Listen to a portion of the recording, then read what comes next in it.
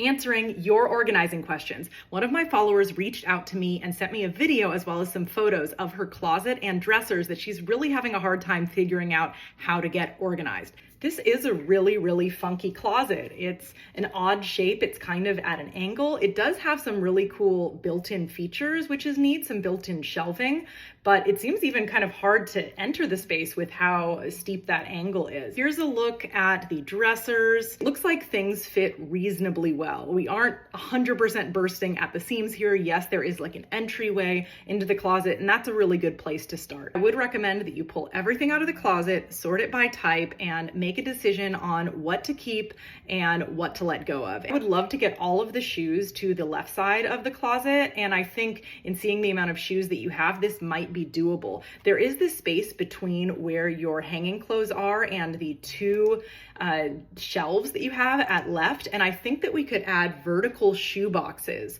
into that space. Whether it means the shoe boxes that you have, that we stack those on top of each other, or if you are interested in purchasing shoe boxes, they have ones that have a drop front opening, and that might be really great in a space like this. I'm really curious what's going on inside of both of those dressers. Are they 100% full? Do we have drawer space where we can dedicate a lot of it to your t-shirts? And then also your question about baskets, I think that would be fantastic in this closet. I don't have the dimensions of those shelves that you sent me, but I highly recommend measuring those shelves, those wire shelves that you have in the closet. Make sure that you take those measurements before you select a bin or a basket. Definitely want those top t-shirts to not be there anymore, or at least to try to minimize it to get some of them into one of the dressers, and or maybe we're going to use baskets for the t-shirts too. We have a bunch of empty hangers here in the closet, which are over your shoes at right.